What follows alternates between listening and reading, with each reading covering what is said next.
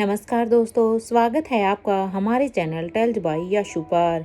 यहाँ पर आपको मिलेंगी रोचक और सस्पेंसफुल कहानियाँ। अगर आपको यहाँ पर हमारी कहानियाँ पसंद आती हैं तो कृपया करके आप हमारी वीडियोस को लाइक करें, इसको अपने दोस्तों को साथ शेयर करें और साथ के साथ अपना कमेंट करना ना भूलें। अगर आप इस चैनल पर नए हैं तो कृपया करके इसे सब्सक्राइब भी करें। आपका ज़्यादा समय न लेते हुए चलो आज की कहानी को शुरू करते हैं।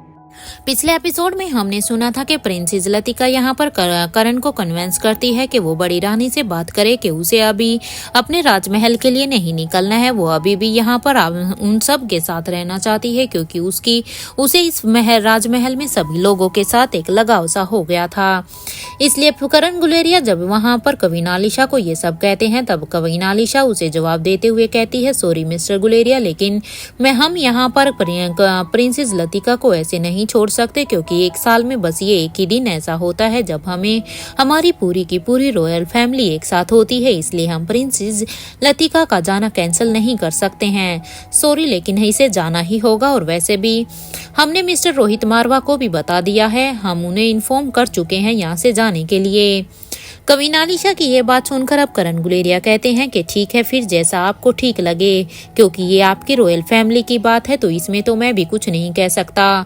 ये कहते हुए ही अब करण गुलेरिया प्रिंसेस लतिका को देखकर कहते हैं कि बेटा आपको तो जाना ही होगा, आप अपनी मम्मा की बातें भी तो समझिए। करण गुलेरिया की ये बात सुनकर अब प्रिंसेस लतिका के चेहरे पर एक उदासी छा जाती है क्योंकि प्रिंसेस लतिका ने बड़ी ही उम्मीद के साथ, बड़ी ही मासूमियत के साथ करण गुलेरिया के सामने ये गुहार लगाई थी। लेकिन जब करण गुलेरिया ने भी अब उनकी हेल्प के लिए मना कर दिया, उन्हें यहाँ से जाने के लिए कहा, तो अब उनके चेहरे पर उदासी अब साफ साफ देखी जा रही थी।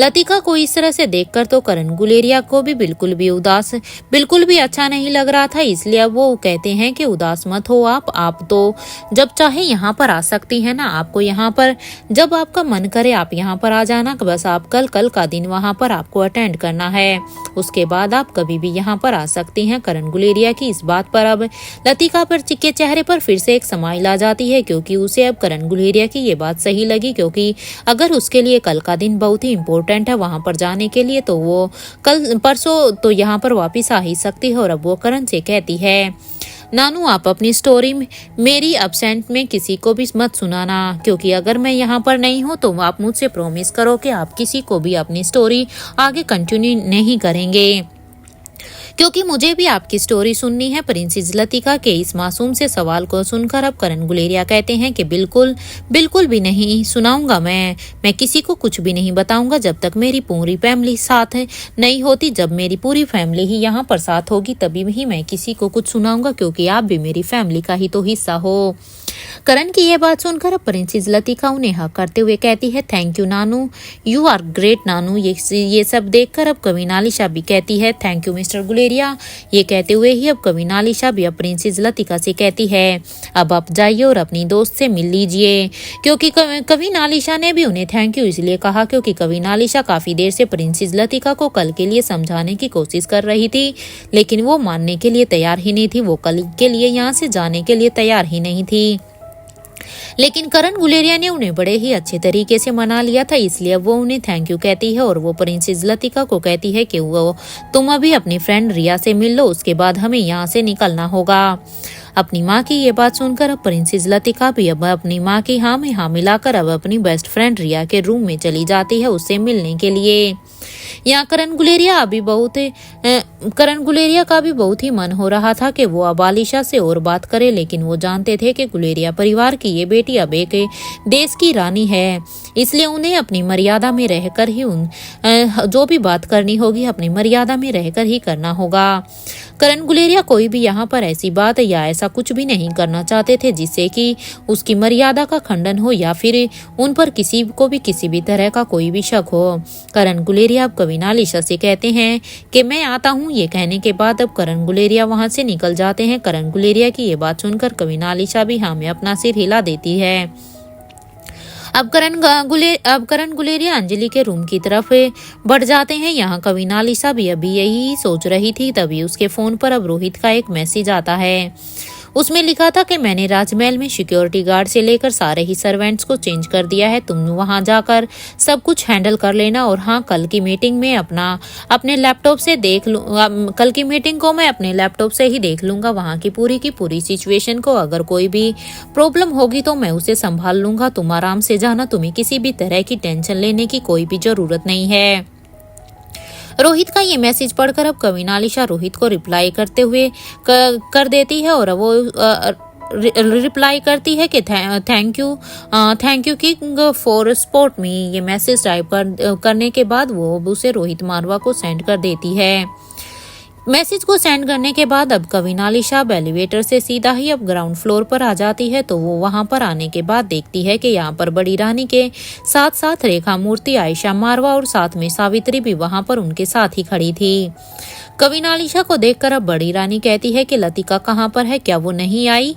बड़ी रानी के इस सवाल पर अब कविनालिशा कहती है कि वो बस आती ही होगी, वो बस रिया से मिलने के लिए गई है, वो एक बार अपनी फ्रेंड से मिलना चाहती थी। कविनालिशा की ये बात खत्म हुई ही थी, अभी अब सबकी नजरें ही एलिवेटर से आ रहे बच्चों पर जाती है, क्योंकि सारे ही बच्चे अभी एलिवेटर से नीचे की तरफ ही आ रहे थे। यहाँ अब तक चिराग और अब्दुल भी वहां पर पहुंच गए थे, क्योंकि पूरे ही महल में अब सबको ही पता चल गया था कि कविनालिशा, बड़ी रानी और प्रिंसेस लतिका वापिस से राजमहल के लिए निकल रहे हैं। अब्दुल ने अब चिराग से कहा कि लगता है कि रानी साहिबा यहाँ से जा रही है। अब्दुल की ये बात सुनकर अब चिराग भी कहता है, हो सकता है जा रही हूँ, वैसे भी राजमहल का पूरा काम तो अब पूरी तरह से हो गया है। हमारे आदमियों ने वहां पर कविनालिशा के प्रोटेक्शन के लिए ही हमारे आदमियों को वहां पर अलॉट किया गया है, क्योंकि अब वहां पर इनकी प्रोटेक्शन को लेकर किसी भी तरह की कोई भी लापरवाही नहीं होगी। अब वहां पर इन्हें किसी भी तरह का कोई भी खतरा नहीं है, तो ये बेफिक्र वहां पर अब अपने राजमहल में जा सकती हैं। रिया और प्रिंसेस लतिका भी दोनों के ही चेहरे पर एक उदासी थी, क्योंकि ना तो रिया प्रिंसेस लतिका को जाने देना चाहती थी और ना ही प्रिंसेस लतिका यहाँ राजमहल से वापस जाना चाहती थी। इसलिए अब दोनों के ही चेहरे पर काफी उदासी थी। कुछ ही देर में अब वो सभी उस जगह पर आ जाते हैं जहां पर पहले से ही एक चोपर को लैंड किया गया था, क्योंकि ये चोपर यहाँ पर राजमहल में जाने के लिए ही पहले से ही मंगाया गया था। कमांडर इन चीफ और उनके साथ साथ कुछ सिक्योरिटी गार्ड अब एक अलग से चोपर में बैठ गए थे, क्योंकि वो यहाँ पर पूरी ही सिक्योरिटी को इंश्योर करते हैं। तो वहीं दूसरे में बड़ी रानी कविनालिशा और प्रिंसेस लतिका बैठ गए थे। वो तीनों ही अब सभी को ही बाय बोल देते हैं, क्योंकि अब उन्हें यहाँ से रवाना होना था। कुछ ही देर में अब वो चोपर अब आसमान में उड़ता हुआ दिखाई देता है। यहाँ रिया अब यहाँ रिया अब उनको ऐसे आसमान में उड़ता हुआ देखकर अपने दोनों हाथों को हवा में उठाकर अब वो सबको बार बार बाय बाय बोलकर चिल्ला रही थी। वहीं प्रिंसेस लतिका का भी आसमान से यही ही हाल था। प्रिंसेस लतिका भी आसमान से रिया को बाय बोल रही थी। हालांकि दोनों को ही एक दूसरे की आवाजें नहीं सुनाई दे रही थी, क्योंकि चोपर का शोर इतना ज्यादा था कि इनकी आवाज उसके नीचे दब रही थी। लेकिन फिर भी दोनों इशारों में एक दूसरे को बाय बोल रही थी और अपने हाथों को हिला रही थी। कुछ ही देर में अब वो चोपर सबकी ही आंखों से ओझल हो गया था। वो चोपर अब वहां से दूर निकल चुका था। यहाँ रिया अब प्रिंसेस लतिका के जाने के बाद अब रिया सबसे कहती है कि मेरी बेस्ट फ्रेंड चली गई है, अब मैं किससे बात करूंगी, क्योंकि यहाँ पर तो मेरी बेस्ट फ्रेंड मेरे साथ थी, तो मुझे उसके साथ सच में बहुत ही अच्छा लगता था। रिया की इस बात का जवाब देते हुए ही अब आयशा मारवा कहती है कि लगता है कि रिया को हमसे प्यार ही नहीं है, क्योंकि यहाँ पर आयशा मारवा ने ये बात रिया के मन को थोड़ा सा नॉर्मल करने के लिए कही थी, क्योंकि वो भी अपनी फ्रेंड को बहुत ही मिस कर रही थी। रिया का चेहरा ऐसा हो रखा था कि अगर वो कुछ और शब्द बोलेगी तो शायद वो अभी के अभी रो देगी। इसलिए आयशा मारवा ने कहा कि शायद रिया को हमसे प्यार नहीं है, उसे बस अपनी फ्रेंड प्रिंसेस लतिका से ही प्यार है, क्योंकि अगर उसे हमसे प्यार होता तो वो ये ऐसी बात नहीं कहती। अपनी दादी की ये बात सुनकर अब रिया कहती है, क्या दादी आप ये ऐसी बातें क्यों कर रही है? दादी ऐसी बात नहीं है दादी, मैं आपकी बेस्ट फ्रेंड को दादी सच में मैं बहुत ही आपसे प्यार करती हूँ, लेकिन हाँ मैं अपनी बेस्ट फ्रेंड को भी बहुत ही मिस करूंगी ना दादी, आप भी तो मेरी कंडीशन समझिए। रिया की ये बात सुनकर अब रेखा मौसी कहती है कि मिस तो हम भी उसे बहुत ही करेंगे, क्योंकि वो तुम्हारी दोस्त के साथ साथ वो हमारी भी तो दोस्त बन ही गई थी। ये कहते हुए ही अब रेखा मौसी रिया को एक जोर का हक कर लेती है, क्योंकि रेखा मौसी को जब रिया की तरफ देखती है तो उसे लगा कि अभी उसे इस हक की बहुत ही जरूरत है, क्योंकि रिया सच में ही बहुत ही इमोशनल हो चुकी थी, वो काफी ही उदास थी और फिर कुछ ही देर में अब वो सभी अंदर आ जाते हैं। वहाँ दूसरी तरफ अब तक कॉलेज में रोहित अपना काम पूरा कर चुका था, लेकिन अभी भी रोहित के दिमाग में कुछ चल रहा था। रोहित अब कॉलेज से निकलकर अपने अपार्टमेंट की तरफ जाने लगता है। कुछ ही देर में जब वो अपने अपार्टमेंट में पहुंचता है तो वहां पर पहुंचने के बाद अपार्टमेंट की तरफ पहुंचने के बाद रोहित अब एलिवेटर से वहां पर चला जाता है और अब वो 6th फ्लोर का बटन को प्रेस कर देता है। कुछ ही देर के बाद एलिवेटर जब 6th फ्लोर पर आती है तो अब वो अपने फ्लोर पर पहुंच जाता है और अब वो वहां से चलते हुए अब रोहित अपने फ्लैट के सामने खड़ा था। अब रोहित अपने पॉकेट से अपने फ्लैट की उस की को निकालने के बाद अब वो अपने फ्लैट के दरवाजे को खोलता है और वो अंदर चला जाता है। अंदर जाने के बाद रोहित सबसे पहले अपने फ्लैट को बड़े ही ध्यान से देखता है तो उसका हॉल तो वहां पर पूरा ही गिफ्ट से भरा हुआ था, क्योंकि ये वही गिफ्ट से जब रोहित मारवा का यहाँ पर कॉलेज में बर्थडे के रूप में वहां पर सब उसे गिफ्ट दे रहे थे, तो वो सारे ही गिफ्ट वहां पर जॉन ने ऊपर ही पहुंचवा दिए थे। इसलिए वो जब वहां पर आता है तो उसे पूरा हॉल वहां पर गिफ्ट से भरा हुआ दिखाई देता है। उन गिफ्ट्स को देखकर रोहित ने सोचा कि पहले वो घर को ठीक कर दे, लेकिन फिर वो बाकी के काम करेगा। रोहित यहाँ पर अब क्लीनिंग का काम खुद ही शुरू कर देता है, क्योंकि वो यहाँ पर अभी किसी से हेल्प नहीं ले सकता था। अगर वो किसी से हेल्प लेता तो शायद उस पर किसी को शक होता, इसलिए वो खुद ही इसे क्लीन करने के बारे में सोचता है। क्योंकि जॉन भी अभी यहाँ पर 10-11 दिन से कॉलेज नहीं आया था, तो अभी यहाँ पर ये फ्लैट सच में ही गंदा हो चुका था। कुछ ही देर तक क्लीन करने के बाद रोहित अब शावर लेने के लिए चला जाता है, क्योंकि रोहित के ऊपर भी अब धूल मिट्टी लगी हुई थी। वो बाथरूम में चला जाता है। कुछ ही देर में जब वो शावर लेने के बाद वापस रोहित अब बाथरूम से बाहर आने के बाद अब वो किचन में चला जाता है, तो वो वहां पर देखता है कि इस वक्त कोई भी ग्रीन वेजिटेबल्स वहां पर नहीं थी। रोहित ने अभी यही सोचा ही था कि आखिर वो क्या बनाए जो वो जल्दी से बन जाए और वो जल्दी से उसे खा ले। वहीं दूसरी तरफ अनिका भी अब तक कैल्विन, मोनिशा और अनिका तीनों ने ही अब तक अपना आज का सारा काम पूरा कर लिया था। जो आज उन्हें रिवाइज्ड शेड्यूल मिला था उसको पूरा ही उन्होंने फॉलो कर लिया था। कैल्विन ने जब स्टाफ रूम में मोनिशा और अनिका को देखा तो वो अब दोनों से ही अब हैरानी से पूछता है कि तुम दोनों अब तक यहाँ पर क्या कर रही हो, क्योंकि तुम्हें तो अब तक यहाँ से निकल जाना चाहिए था। कैल्विन की इस बात को सुनकर अब मोनिशा कहती है, तुम्हारा ही भला करने के बारे में कुछ सोच रहे थे, लेकिन हमें क्या पता था कि तुम्हें बचाने के साथ साथ हम भी तुम्हारे साथ ही मर जाएंगे। हमें नहीं पता था कि वो एचओडी हमें भी पनिशमेंट तुम्हारे साथ साथ ही दे देगा। मोनिशा की ये बात सुनकर तो मानो कैल्विन की एकदम से हंसी ही नहीं रुक रही थी। एक पल के लिए तो उसे समझ में नहीं आ रहा था कि आखिर मोनिशा क्या कहना चाहती है, लेकिन जब उसने उसकी पूरी ही बात को सुनकर देखा तो अब उसे भी उनके ऊपर हंसी आ रही थी, क्योंकि मोनिशा उसे बार बार इसी चीज के लिए तो चिढ़ा रही थी। बड़ी मुश्किल से अब कैल्विन अपनी हंसी को कंट्रोल करने के बाद अब कैल्विन कहता है, बहुत बुरा हुआ तुम दोनों के साथ। अरे मैं तो फंसा हुआ था, लेकिन तुम दोनों को भी मेरे साथ पनिशमेंट मिल गई। मोनिका अब अनिका की तरफ देखती है और अब वो अनिका से कहती है, आर्या क्या तुम्हें यहाँ पर अपार्टमेंट में फ्लैट अलॉट हो गया है या नहीं। मोनिशा की इस बात को सुनकर अब अनिका कहती है, नहीं अभी नहीं। अनिका की इस बात को सुनकर अब फिर से मोनिशा कहती है, ओके आर्या डोंट वरी, रात के 8 बज रहे हैं, तुम ऐसा करो तुम मेरे ही फ्लैट में चलो, तुम वहीं पर मेरे साथ ही रहना। मोनिशा की ये बात सुनकर अब अनिका कहती है, डोंट वरी मोनिशा, मैं कैसे भी करके मैनेज कर लूंगी। और वैसे भी मुझे अभी एचओडी सर के पास जाना है, उन्हें रिपोर्ट सबमिट करनी है, क्योंकि मेरा जो रिवाइज्ड शेड्यूल है उसके अकॉर्डिंग मुझे उन्हें ये रिपोर्ट सबमिट करनी थी, क्योंकि उसमें साफ साफ लिखा हुआ था। इसलिए तुम अभी जाओ, तुम मेरे बारे में चिंता मत करो, मुझे पहले ये रिपोर्ट सबमिट करनी है, इसके बाद ही मेरा काम कंप्लीट होगा। अनिका की ये बात सुनकर अब कैल्विन और मोनिशा साथ में ही अब एक साथ कहते हैं, यार आर्या प्लीज तुम चली जाओ, कहीं ऐसा ना हो कि अगर तुमने रिपोर्ट सबमिट नहीं की तो तुम्हें फिर से और भी कोई पनिशमेंट मिल जाए, क्योंकि अब तो मुझे इस न्यू एचओडी का कोई भरोसा ही नहीं है। हम तो यहाँ पर कैल्विन के भले के लिए ही उनसे कहने के लिए गए थे, आखिर हमने क्या गलत कर दिया था। लेकिन पता नहीं एचओडी का तो दिमाग ही कैसा है कि कैल्विन के बारे में सोचना तो छोड़ो, उन्होंने तो हमारा ही शेड्यूल बढ़ा दिया है। हम तो उनके सामने भी अब नहीं जाना चाहते हैं क्योंकि हमारा तो बस अब हो गया, हमें तो अब उसके सामने जाने में भी डर लग रहा है।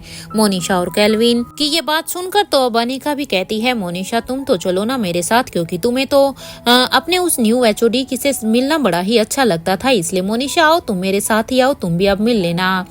अनिका ने यहाँ पर मोनिशा को छेड़ते हुए कह दिया था क्योंकि मोनिशा को न्यू एचओडी के ऊपर कुछ ज्यादा ही क्रश आया हुआ था।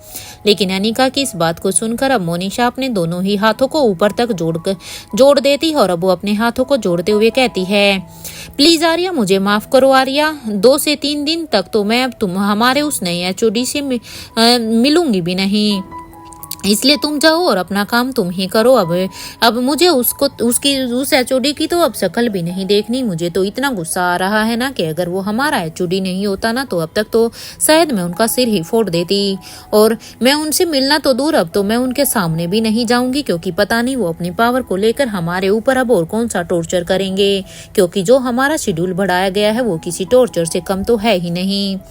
आर्या, केल्विन और मोनिशा तीनों ही अभी यहाँ पर बातें करते हुए ही अभी अपने अपार्टमेंट के पास आ जाते हैं, और अब वो एलिवेटर से अंदर जाने के बाद अब केल्विन वहाँ पर 2nd फ्लोर का बटन प्रेस कर देता है। कुछ ही देर में वो तीनों ही अभी 2nd फ्लोर के सामने पहुँच जाते हैं। यहाँ मोनिशा अनिका को हक करते हुए कहती है कि ऑल द बेस्ट, तुम शेर की गुफा में जा रही हो, क्योंकि अब तो सच में मुझे अपने इस न्यू एचओडी से डर लगने लगा है। इसलिए आर्या थोड़ा सा संभल कर जाना, कहीं अब की बार भी कुछ ऐसी गड़बड़ ना हो जाए कि तुम्हारी पनिशमेंट अब और भी बढ़ जाए। मुझे तो अब जा तुम रही हो, लेकिन डर मुझे लग रहा है कि कहीं फिर से कुछ गड़बड़ ना हो जाए, क्योंकि वो दिखने में जितने अच्छे है ना उतने पता नहीं क्यों इतने खड़ूस क्यों हैं। मोनिशा की ये बात सुनकर अब अनिका भी कहती है, तुम मेरी चिंता मत करो, मैं खुद को बड़े अच्छे से संभाल लूंगी, मैं अपने आप को संभालना जानती हूँ, वो शेर मुझे डराएगा नहीं। अनिका की इस बात का जवाब देते हुए अब मोनिशा कहती है कि मैं शेर की नहीं बल्कि शेरनी की बात कर रही हूँ। मेरा मतलब है कि उनकी वाइफ, क्योंकि उनकी वाइफ भी किसी शेरनी से कम नहीं है। वो तो हमने पिछले कुछ दिनों में उसने कॉलेज में जो भी कुछ किया था वो किसी से छिपा नहीं है कि उसने उस पुराने एचओडी का क्या हाल किया था। इसलिए मैं यही कहूंगी कि तुम थोड़ा सा संभल कर रखना।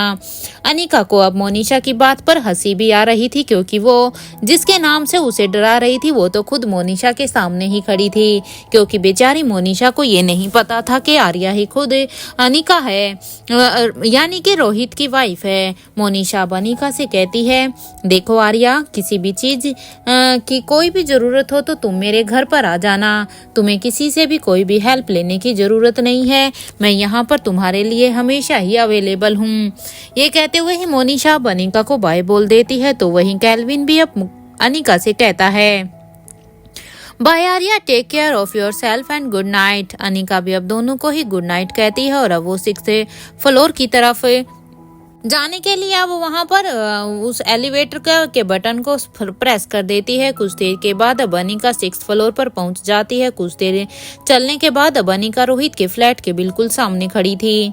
अनिका ने अब डोरबेल बजाई और फिर वो दरवाजा खुलने का वहां पर वेट करने लगी, क्योंकि अनिका को अभी भी रोहित मारवा के ऊपर बहुत ही गुस्सा आ रहा था और शायद वही सब बात करने के लिए वो यहाँ पर आई थी कि वो जानना चाहती थी कि आखिर रोहित ने उसके काम को इतना क्यों बढ़ा दिया।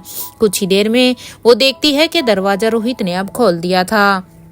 रोहित के दरवाजा खोलते ही अब अनिका भी फॉर्मली, क्योंकि वो अभी भी दरवाजे पर ही खड़ी थी और इसलिए अब क्योंकि वहां पर सर्विलांस कैमरा भी थे, इसलिए अब अनिका रोहित से कहती है, सर ये आज की रिपोर्ट्स।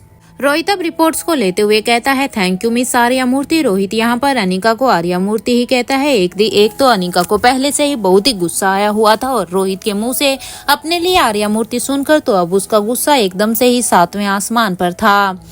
रोहित की अब इस बात को सुनकर तो अब अनिका उससे बिना कोई बात किए ही सीधा ही फ्लैट के अंदर आ जाती है। हालांकि अनिका ने सोचा था वो अभी इन सब बातों को इग्नोर करेगी, लेकिन क्योंकि अब इस बात से अनिका को और भी गुस्सा आ गया था तो अब वो सीधा ही उसके फ्लैट के अंदर चली जाती है और अब वो रोहित से जाते हुए पीछे से कहती है, दरवाजा अच्छे से बंद कर दीजिएगा मिस्टर मारवा। रोहित ने जब अनिका की ये बात सुनी तो वो उसकी तरफ एक तेज लुक से देखता है। तब अनिका जो कि आगे बढ़ चुकी थी, अब वो पीछे की तरफ मुड़ती है और कहती है क्योंकि आज यहाँ पर एक रेसलिंग मैच होने वाला है और मैं नहीं चाहती कि यहाँ पर किसी को भी उस मैच की कोई भी आवाज सुनाई दे, इसलिए ये अब आपके ऊपर है मिस्टर मारवा कि आप दरवाजे को थोड़ा चेक करके उसे बंद करें।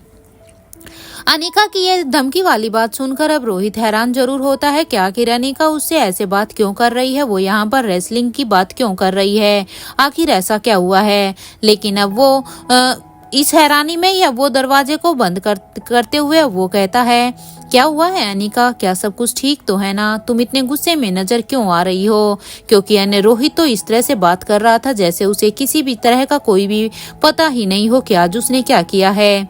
रोहित के इस सवाल पर अब अनिका रोहित के पास गुस्से में ही जाती है और अब वो इससे पहले रोहित उससे कुछ भी कहता उससे पहले ही वो उसके पेट में अपना एक जोर का पंच मार देती है। अनिका के पंच की मार इतनी जोर से थी कि जिससे कि रोहित के मुंह से एकदम से ही आउच निकला और वो करहाने लगा। रोहित के मुंह से आहा निकलते ही अब रोहित एकदम से कहता है what's wrong with you Anika, क्या कर रही हो तुम ये और क्यों मार रही हो मुझे ऐसे। रोहित के इस सवाल पर अब अनिका कहती है ये तो मिस्टर मारवा मैं आपसे पूछना चाहती हूँ, जो सवाल आपने मुझसे पूछा है उसी अब मैं ही आपसे पूछती हूँ। बताइए mister Marwah what's wrong with me and what's wrong with you. आखिर आपने मेरा इतना टाइट शेड्यूल क्यों बनाया है, क्या किया है मैंने ऐसा जो तुमने मुझे इतना टाइट शेड्यूल बनाकर आज दे दिया और वो भी उसे रिवाइज करके। लगता है कि आप शायद भूल गए हैं कि मैं यहाँ पर कोई प्रोफेसर नहीं हूँ जो यहाँ पर लगातार लेक्चर ही लेती रहूंगी। और मिस्टर मारवा आप भी अब इस बात को मत भूलिए कि आप भी यहाँ पर कोई असली एचओडी नहीं है जिसका काम ही सिर्फ ये है हम दोनों ही यहाँ पर बस अपने मकसद को पूरा करने के लिए आए हैं। लेकिन आपने तो लगता है इस पोजीशन को कुछ ज्यादा ही सीरियस ले लिया है। आप ये भी भूल गए हैं कि शायद आप कर क्या रहे हैं, क्योंकि मैं यहाँ पर कोई ऐसी प्रोफेसर नहीं हूँ जो यहाँ पर अपनी जॉब कर रही हूँ जो इस जॉब को कुछ ज्यादा ही सीरियस लेगी। ये कहते हुए ही अब अनिका रोहित को फिर से अपने गुस्से में फिर से उसे एक पंच और मारने ही वाली थी कि तभी रोहित ने अब उसे उस पंच से खुद को डिफेंड करते हुए कहा कि एक बार पहले मेरी बात तो सुन लो अनिका, उसके बाद ही तुम डिसाइड करना कि तुम्हें क्या करना है।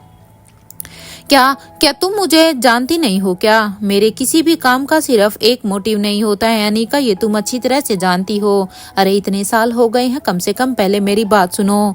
रोहित की ये बात सुनकर अब अनिका कहती है आप क्या चाहते हैं मिस्टर मारवा, जो कहना है साफ साफ कहिए और इससे ज्यादा मैं अब किसी भी चीज को सुनने के मूड में बिल्कुल भी नहीं हूँ। अगर सच में आप आज मेरे हाथों से बचना चाहते हैं तो कोशिश करिएगा कि मेरा दिमाग का बोर भी ज्यादा गर्म ना हो अनिका, क्योंकि मुझे ही पता है मैंने सुबह से ही अपने आप को कितनी मुश्किल से ये अपने गुस्से को दबा कर रखा है, लेकिन अब क्योंकि आप मेरे सामने हैं तो अब मैं इस गुस्से को और नहीं दबा पाऊंगी। अनिका के इस सवाल का जवाब देते हुए अब रोहित ने कहा पहले अनिका तुम यहाँ पर बैठो, पहले थोड़ी सी शांत हो, मैं तुम्हारे लिए पानी लेकर आता हूँ। और हाँ, अपना ये मास्क अभी हटा दो क्योंकि अभी यहाँ पर हम दोनों के अलावा और कोई भी नहीं है, वरना मेरे बारे में कोई क्या ही सोचेगा कि अगर सच में किसी ने यहाँ पर तुम्हें देख भी लिया तो वो ये सोचेगा कि मेरा तुम्हारे से यानी कि आर्या मूर्ति से क्या रिलेशन हो सकता है। इसलिए अब तुम पहले इस मास्क को हटाओ। रोहित की ये बात सुनकर अब अनिका कहती है ये सारी बातें बाद में होंगी मिस्टर मारवा, क्योंकि अभी मैं ऐसा कुछ भी नहीं करने वाली हूँ। पहले आप मुझे मेरी बात का जवाब दीजिए, पहले आप मुझे ये बताइए कि आपने आखिर ऐसा क्यों किया है, क्योंकि जब तक मुझे मेरा आज का ये जवाब नहीं मिलेगा तब तक तो ना तो मैं आज शांत से बैठने वाली हूँ और ना ही मुझे आपके हाथ का दिया हुआ पानी चाहिए। अरे मिस्टर मारवा पानी तो छोड़ो, अब तो मुझे लगता है कि मुझे आपसे बात ही नहीं करनी चाहिए। अनिका के इस सवाल पर अब रोहित फिर से कहता है कि अनिका प्लीज पहले बैठ जाओ, मैं बताता हूँ। रोहित की बात को सुनकर अब अनिका कहती है हाँ लो, क्योंकि अनिका अब रोहित की इस बात से अब गुस्से में ही वहां पर बैठ जाती है और कहती है लो मिस्टर मारवा अब तो मैं बैठ गई और अब मुझे बताइए। अब रोहित भी अनिका के बगल में ही बैठकर अब रोहित अपने एक हाथ को अनिका के हाथ के ऊपर रखता है। रोहित जैसे ही अनिका के हाथ के ऊपर अपना हाथ रखता है तभी अनिका अपने उस हाथ को चटक लेती है। उन्होंने देखकर ऐसा लग रहा था जैसे अनिका अब रोहित के हाथ का स्पर्श भी नहीं चाहती है। अनिका के ऐसे हाथ चपटते ही अब रोहित भी समझ जाता है कि सच में आज अनिका उससे बहुत ही नाराज हो गई है। पता नहीं अब तो वो उसे कैसे ही मना पाएगा। कहीं ऐसा तो नहीं है कि अनिका फिर से उससे कुछ दिन के लिए फिर से दूर ना हो जाए। इसलिए रोहित अब बड़ा ही एक मासूम सा मुंह बनाकर अब अनिका के फिर से उस हाथ को पकड़ता है और उसे कहता है, मुझे राकेश दीक्षित पर शक है। रोहित की इस बात को सुनकर अब अनिका कहती है, बात तो आप सही कह रहे हैं, लेकिन वो सब बाद में, लेकिन मुझे पहले मेरे जवाब का आंसर चाहिए। और रही बात यहाँ पर राकेश दीक्षित की, तो उसके ऊपर तो शक आपको नहीं मिस्टर मारवा, उसके ऊपर तो शक मुझे भी है, क्योंकि उसने बॉटनी डिपार्टमेंट के बेसमेंट में जाने के लिए सभी को ही मना कर दिया है, जबकि वो डिपार्टमेंट तो मुझे वहां पर लाइब्रेरी के लिए भी अलॉट हुआ था। अनिका की ये बात सुनकर अब रोहित कहता है कि हाँ, मुझे पता चला है, इसलिए मैंने उसे एक वार्निंग इशू की है, और अगर उसे 3 वार्निंग इशू हो जाएगी तो शायद हम उसे यहाँ से निकाल भी सकते हैं। अब रोहित की बात को सुनकर अब अनिका कहती है, अच्छा किया आपने ये, लेकिन मेरे साथ तो आज आपने बहुत ही गलत किया, और इवन मेरे साथ नहीं बल्कि मोनिशा के साथ भी बहुत ही गलत किया। ये कहते हुए ही अब अनिका फिर से रोहित से कहती है, लेकिन फिर भी आपको मेरे लेक्चर बढ़ाने की क्या ही जरूरत थी, क्या आप ये मुझे बताएंगे। ये कहते हुए ही अब अनिका फिर से रोहित के पेट पर फिर से एक और पंच मार देती है, क्योंकि रोहित भले ही उसे यहाँ पर राकेश दीक्षित की बातें कर ये उसके इस बात से भटकाना चाहता था, लेकिन अनिका बात जरूर यहाँ पर नॉर्मली कर रही थी, लेकिन अभी भी उसका गुस्सा इतना शांत नहीं हुआ था। अनिका रोहित के पेट पर एक पंच मारती है और फिर अपनी जगह से उठकर फिर से वहां पर उस हॉल में से रूम में चली जाती है। यहाँ रोहित अभी अपने पेट को पकड़कर ही वहीं पर ही बैठा हुआ था। कुछ देर के बाद जब अनिका शावर लेकर वापस आ जाती है तो अब वो देखती है कि रोहित ने हॉल में डिनर टेबल पर खाना रखा हुआ था। ये देखकर तो अब अनिका के चेहरे पर एक स्माइल तो आती है, क्योंकि उसे अब पता चल गया था कि रोहित ने उसके लिए खाना ऑलरेडी बना चुका है। उसे देखकर हालांकि ऐसा नहीं था कि वो रोहित के गेस्चर से खुश नहीं होती थी, लेकिन वो उसे बताती नहीं है। अनिका अब रोहित के पास जाकर अब कहती है, सब्जियां तो होगी नहीं, तो फिर आपने क्या बनाया है।